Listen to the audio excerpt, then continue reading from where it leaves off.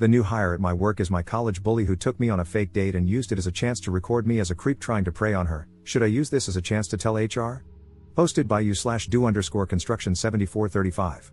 I, 34M, am a lead developer on a team at a mid-sized SaaS company with around 100 employees. We are large enough that there are employees we can see and recognize, but not necessarily know their names.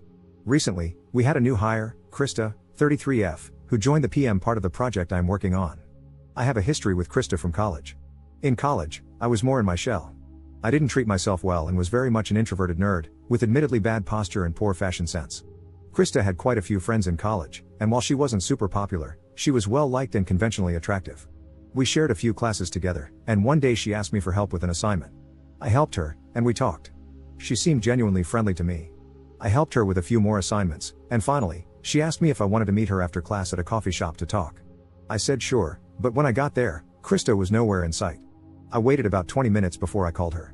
She answered and started laughing, and I heard several other voices laughing too. Krista said something like, "Why would I want to date a fat loser like you?" I looked out the front window of the shop and saw one of Krista's friends holding up her camera phone at me. For the next few weeks, there were jokes about me and flyers with my face from the coffee shop video plastered up with, "This guy's a creep," in bold letters on top.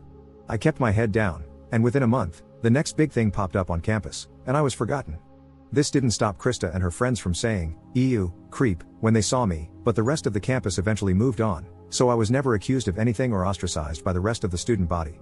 After college, I learned about self-care and usually am with other programmers, so I don't stand out as a social outcast. When Krista was introduced to our team, I don't think she recognized me. It's only been a week, but I want to know if bringing up the college incident to HR is worth it. Most of my rational brain wants to let this go, treat Krista as a new person, and move on. However, I have a small fear that she might tell a skewed version of the college events and sour the team against me. I wonder if I should at least disclose the incident to HR so that if she does start telling tales, I have some recourse. What should I do? Update 1. Yesterday, some things happened, some bad, but mostly good. There were mixed responses to my previous post, with most advising me to report the situation, though one HR professional suggested I shouldn't. Due to the mixed advice, I consulted a local employment lawyer. The lawyer advised me to inform HR about my past with Krista, but to make it clear that there was never any disciplinary action taken against me in college. He asked if my job had a copy of my transcript, and I verified that it did. The lawyer also asked if there were any third parties who could verify the harassment and suggested I get their names and contact details if needed. I knew 2 people from college who I still had on LinkedIn and was certain they would tell the truth, so we were good there.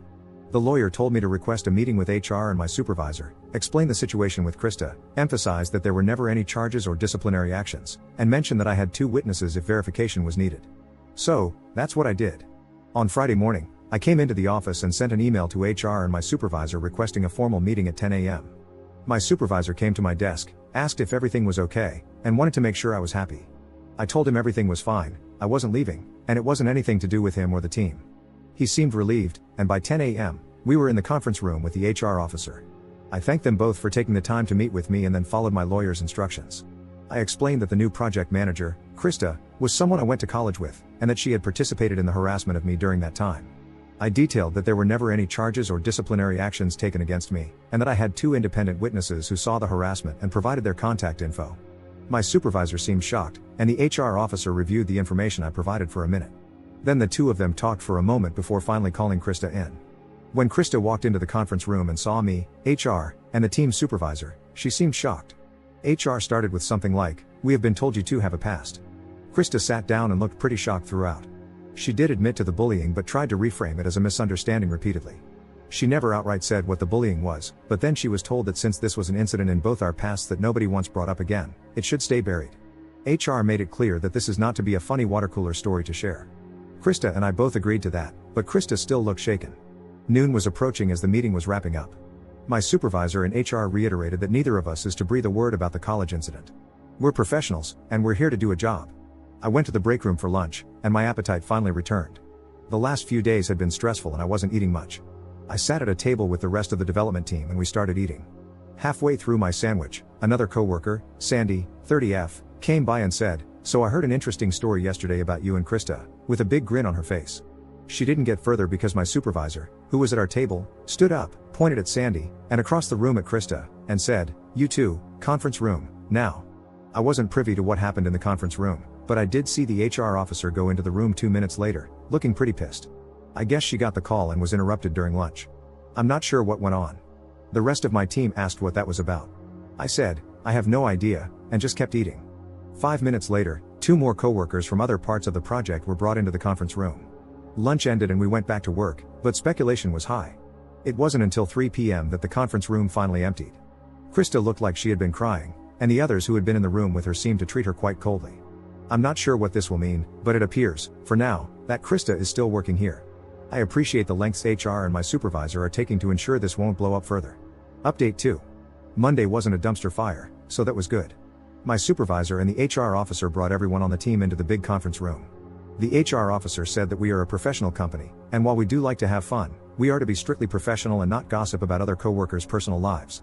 Sandy and the 2 other coworkers who were brought into the conference room on Friday looked pretty ashamed during this. Krista was sitting at the other end of the conference room table, and there seemed to be a noticeable distance between her and the other employees. My supervisor said he wants to consider this matter closed and for us to get back to offering great solutions to our clients. Everyone filed out of the conference room and went back to work. Lunch on Monday was pretty tense, but on Tuesday management had a local Mexican place bring in a Taco Tuesday for us, and the mood improved considerably. I don't gossip, but I did hear murmurs that Krista is now on her final warning and has been put on a performance improvement plan, all within her first 2 weeks. Not sure how true these rumors are, but with how isolated Krista now appears to be from the rest of the team, it is clear that everyone else is not willing to socialize with her beyond their work functions. I considered this matter closed myself, and if Krista worked hard and got her redemption arc, I'd have been fine with it. But then last night happened. I'm not sure where Krista got my address, but she was outside my house last night, and luckily my doorbell camera caught it, so I can pretty accurately transcribe it. She rang and asked if we could talk. I said through the digital doorbell that there was nothing to talk about and she better leave because this is now harassment. She pleaded for me to come outside and discuss it. I declined and emphasized she's not welcome. She then said she had a crush on me in college, that her friends found out she asked me to coffee and pressured her to turn it into a harassment campaign, and she was afraid of them disowning her for liking a guy like me. Guys, I wanted to laugh so freaking hard. I was socially awkward back in college, but even I knew this was BS.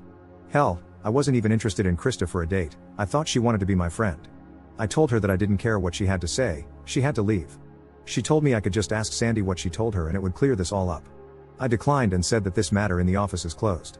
Krista finally made an exaggerated sigh and walked off.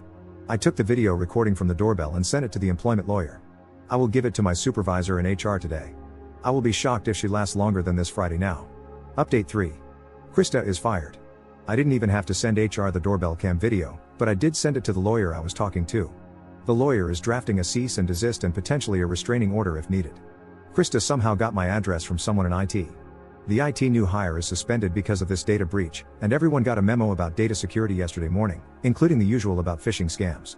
Krista's desk was empty when I came in yesterday morning, and since I'm taking the necessary legal steps, I'm considering this matter closed. Edit. Krista tried to show up at my front door one more time a week later. I called the cops, and she was removed but not arrested since she didn't technically do anything yet. The lawyer served her with the cease and desist, and it has been communicated to me that she understands. Work is almost back to normal. No one wants to talk about Krista anymore. I consider this truly resolved now.